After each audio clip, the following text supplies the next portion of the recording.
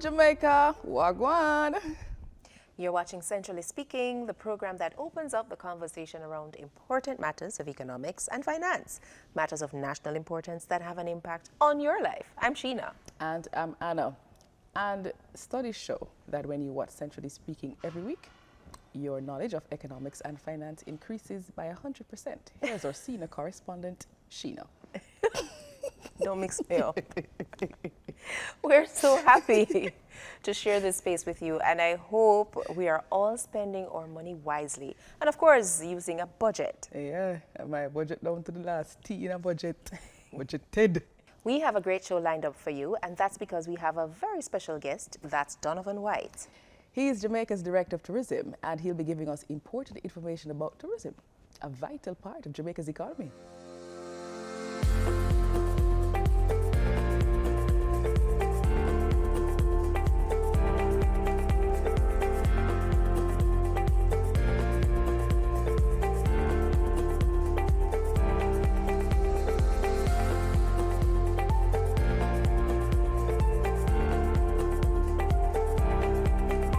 Welcome to Centrally Speaking. Good to be here, good to be on your set, good to be on your program. So Donovan, as Director of Tourism, you have a bodacious mission, and that mission is to always position Brand Jamaica as the preeminent Caribbean tourist destination that delivers value to the people of the country, Right. the government, and other key tourism stakeholders. Is that so? That is correct. All right, so how are we in terms of all those three buckets, in terms of the people, the government, and the various stakeholders? How are we in terms of achieving this mission? Yeah. We are doing extremely well Yes. in relation to our mission. And to respond to your questions, the important thing there is to ensure that we, as you say, bucket these questions or bucket these various areas of the mission so that there's clarity for your viewers. On the people side, people is who we serve in tourism, but people is who make up tourism. It's the most important component of the product. It's the most critical, it's the most dynamic. It provides for the development, training and development of our people. It provides for jobs, employment within our society.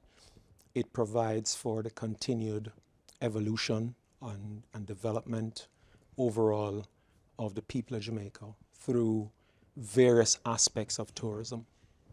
On the second bucket, which would then speak to the government and their role, the role of the government continues to be and will always be a facilitatory one for Jamaica's #1 industry.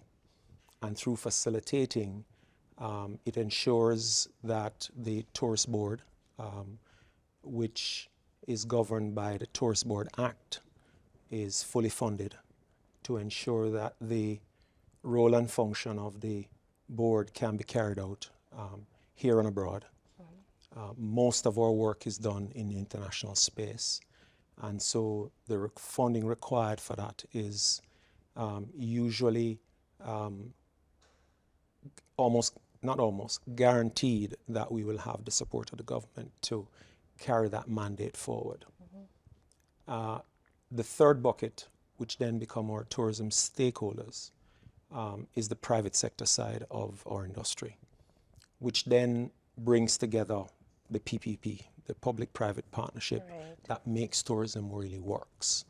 And so on the private sector side, they bring the investment to the product to facilitate all areas of the tourism product development. So accommodation, attractions, transportation, all other types of engagement opportunity that a visitor or a tourist, as you would like to call it, can enjoy the benefits of Jamaica. The private sector facilitates the continued development and growth of that through investment. How does Jamaica compare to the rest of its Caribbean neighbors as a preferred destination, and in what areas do we best compare? That's a good question, and to answer that question, I like context. And let's use size and scale as context. All right. In the Caribbean, if we include all aspects of the Caribbean, Spanish, Dutch, English, and French. French, right? Yes. The three largest markets in the Caribbean, in this order, is Mexico, Dom, Jamaica. Okay. And so we stand third in relation to size and scale, and therefore scope. In terms of favorability and ability to punch above our weight, and when I say that, what I mean is, in the case of Mexico, Mexico is operating, if you use size and scale to measure room stock, we're talking about 125, 150,000 rooms available in their room stock. Domrep, anywhere between 85,000 to 100,000 rooms. Jamaica, 30,000. So even in the context of size and scale, we're still a distant third.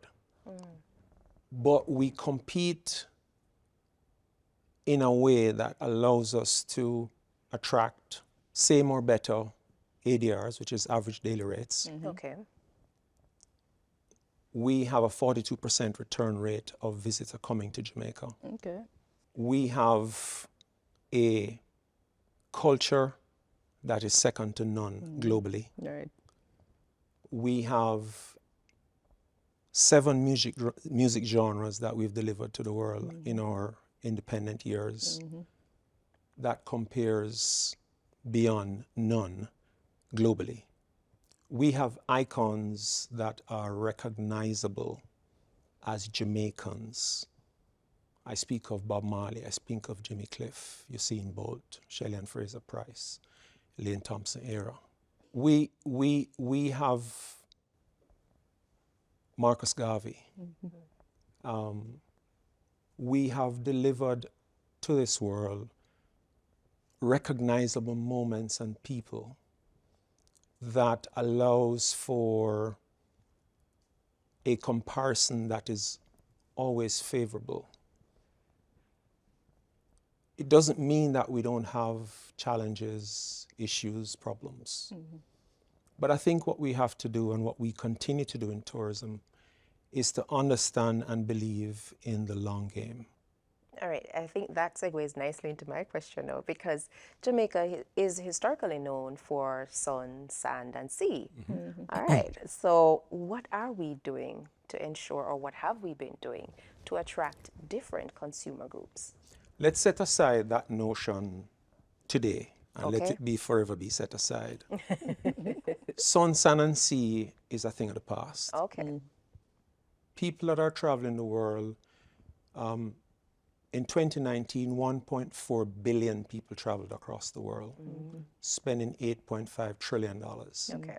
In Jamaica in 2019, we received 4.3 million visitors of that 1.4 billion and earned 3.7 billion US dollars for this country. Excellent. People don't come to land the beach. Certainly we don't position Jamaica for you to come to Jamaica and land the beach. We've positioned Jamaica as Jamaica beyond the beaches, Okay. which means that there is so much more about our culture, our heritage, our food, our people, that you have to come off the beach in order to discover. And what we've found is that people have taken heed to that, because now we have, especially post-pandemic, we have more tours being sold in tourism than ever before. Okay. People travel for entertainment, sports. People travel for culture, cultural activities, cultural enrichment. These are the things that people travel for across the world when they're looking for a reason to go to a destination. Okay. They want to know that they can fulfill their passions, which is the needs of their soul. And that's what we supply in Jamaica in bundles. So sun, sand, and sea is something of the past. Donovan, I've always wanted to know how the tourist board works really. Do you work with entities such as travel agencies? Do you mostly do sponsorship of events? You know, what does the tourist board do really to market Jamaica? If you think of marketing in its truest sense, then you begin to understand what we do. We are a sales organization that is driven by marketing. And that means that we have to build partnerships, we have to build relationships. We have to understand our product. We have to continually innovate around our product to ensure that we can differentiate our sales propositions of the destination. To do that, we work with some very key people on the sales side. Travel agents is a big part of our business. They are the drivers of the business. Okay. 60% of the world's travel today is still driven by travel agent. Really? Okay. Even with Make online no bookings? mistake. Make no mistake about it. Okay. Because travel is a big decision. And most people who make a decision to travel, they want to be advised. Okay. They want to be guided. Okay. They want their vacation, their holidays to be curated. And oftentimes they can't do that for themselves. So they engage a travel agent. So the travel agent is still alive and well and doing exceedingly well, especially since COVID. We work with aviation, airlines, where we build partnerships and relationships to ensure that we have the capacity to move people into the destination because they can't swim here.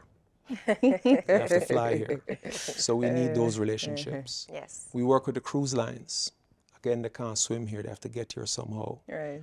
So we have to ensure that we have the partnerships to ensure that we can build capacity and build opportunities for these partners to do business with our destination.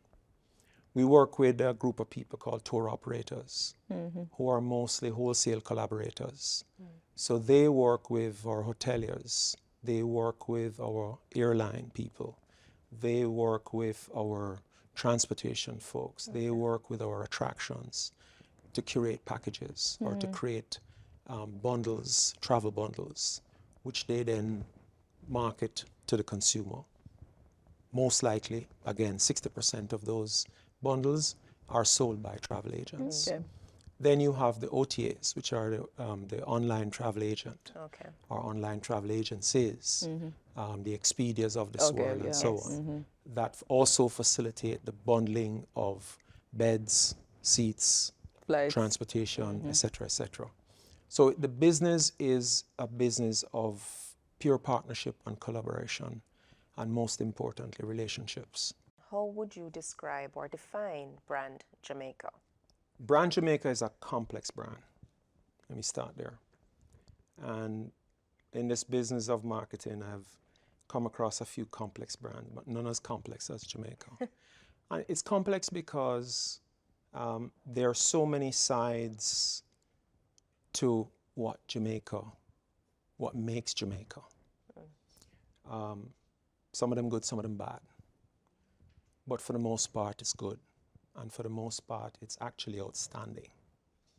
Plays in the realm sometimes of iconic because of the parts that make it up. When I speak of Jamaica as a brand, I speak of who we are as a people and where we come from. Because it's in so many instances tells us all the things that are good about Jamaica. I spoke earlier about understanding and playing the long game. And sometimes as a brand, you have to begin to understand what you are today, but more importantly, what you can become. And oftentimes becoming is not tomorrow or next week. And so for us to appreciate Jamaica as a brand, we have to appreciate our people. We have to appreciate the blessings we've had, the natural blessings we've had as a country. The flora, the fauna, the mountains, the valleys, the rivers, the waters, the beach. You talk of sun, sand, and sea. Yes. Highly blessed. But we've been blessed with some other things. We've been blessed with the spirit of a people that is unrelenting.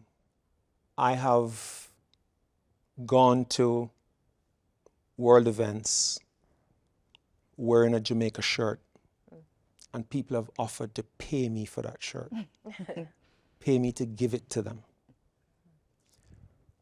I have walked into meetings in countries that we're looking to do new business with, wearing this pin.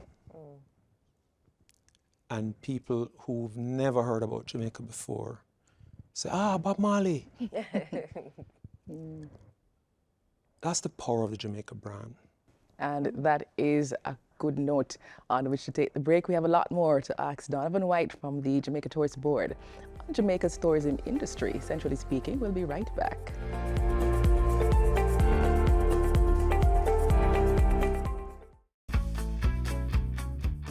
Jamaica's currency has a fresh new look. Introducing the new $50 note.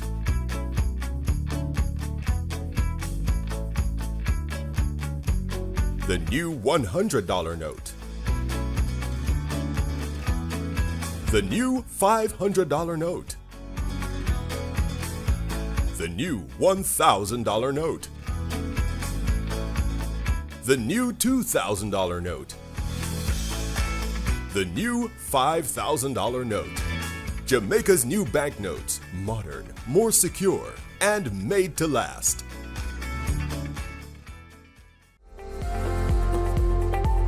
Welcome back to Centrally Speaking, where we have with us Donovan White, Director of Tourism. And now on to our greatest asset, our people. So Donovan, in 2019, Minister Bartlett launched the Tourism Workers Pension Scheme. Tell us a little bit about how that has been working. What are the numbers looking like? It's growing. I will say this before I tell you the numbers, that history will record this piece of legislation as probably one of the most important pieces of legislation for workers in Jamaica, and simply because tourism sector still is one of the largest employer of people in this country. Right. And largest employer of people who didn't have the social safety net, if you will, of a pension plan for the most part. And so for the tourism worker pension scheme to be passed as law and to be implemented during COVID, and today has over 6,000, just under 7,000 members listed, with a fund that is worth just over $1 billion Jamaican dollars, is simply phenomenal. And when you think that tourism workers is not just about hotel workers, it covers the red caps at the airport, it covers transportation drivers, it covers every part of this contributing sector to the tourism industry. In a previous response, you said that the government's ultimate goal is to reach to $5 billion in income. Or earnings, destination earnings. Yeah. Destination earnings, right. So if you could tell us what the earnings are now, and where does tourism stack in contributing to the country's earning of foreign exchange? Is it number one earner? Where does it stack up? We will close this year with 3.9, just under 4 million visitors, right, and 4.2 billion in earnings. Okay. Bear in mind that when we closed 2019, pre-pandemic, the destination earnings was 3.7 billion. So we have grown our earnings post-COVID. Right. Yet we are not yet quite caught up fully with our arrivals. So it means our earnings is outpacing visitor arrivals, which is a good thing. It is the number one foreign exchange earner, or as you say, export earner. At the end of 2022, tourism was 43% of foreign exchange earnings, which put us 3 percentage points ahead of remittances at 40%. Okay. And third would have been manufacturing Right. at 11%. Donovan, you've told us throughout this entire interview, you've taught us about the tourism sector, and you've also brought to the fore the critical importance of tourism to the Jamaican economy. So as the director of tourism, what keeps you up at night? What aspect of it? Other than the traveling. There are some serious issues, to be honest. There are some, in no particular order, I'd say climate change Yeah. Okay. is potentially existential for our industry, which depends so heavily on the coast of our country, and also is an existential threat for the Caribbean, really, because almost all the countries of the Caribbean are tourism-dependent economies. If we don't do enough to change or to somehow have an impact on the circumstances of climate change, that's something that keeps me up at night, keeps my mind up at night, thinking about what if, what will. Okay. Technology is Okay. another one. Again, it changes so rapidly.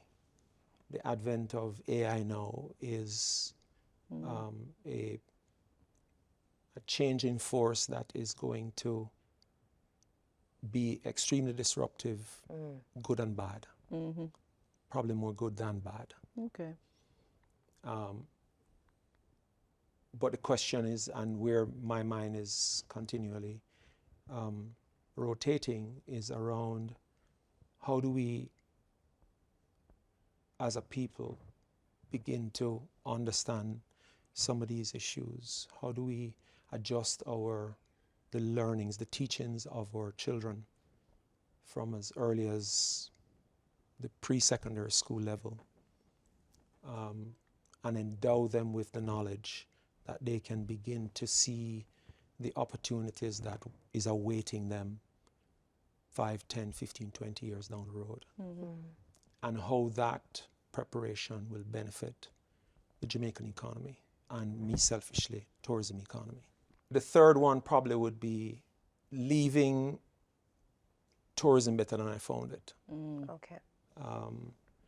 And so I'm always thinking and counseling with Minister Bartlett and some of our partners and some of our other executives within the ministry on different aspects of the tourism industry, and trying to offer my own thoughts and innovative ideas, because I think each of us should want to, and I hope do want to, make a difference in whatever we do, and I'm no different. And so those probably would be the top 3 thoughts that I would probably say keep me up at night. Donovan White, Director of Tourism, he joined us today on Centrally Speaking. Thank you so much for being our guest. Very passionate and sometimes insightful responses. More Centrally Speaking when we return.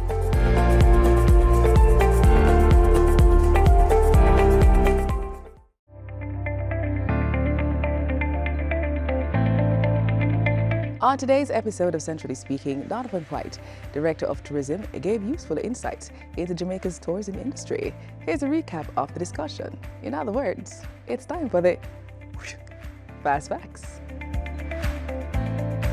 Number 1. Tourism is the #1 foreign exchange earner, with contributions from both direct and indirect earnings accounting for about 34% of GDP. Number 2. Jamaica is positioned as an iconic brand through our culture, food, people, entertainment, music, and sports. Number 3, the goal of the Ministry of Tourism is to achieve 5 million visitors and $5 billion in earnings by 2025. Number 4, 60% of businesses within the travel marketplace is driven by travel agents. And number 5, the Jamaica Tourist Board operates as a marketing organization for Jamaica, partnering with travel agents, cruise lines, aviation, tour operators, and other key stakeholders to create innovation through technology and move people to their destinations, namely Jamaica. And that's it for the fast facts. Hope you enjoyed this week's episode. And that's our program for this week. You know the drill. For those of you who are first time you're watching the program, follow us on Twitter and Facebook at Central Bank JA and at Central Bank Jamaica on Instagram. You can also visit our website, boj.org.jm. And of course, watch Centrally Speaking next week at the same time on your station when we'll have another special guest. I'm Anna. And I'm Sheena. Thanks for watching. Centrally Speaking is a production of Bank of Jamaica.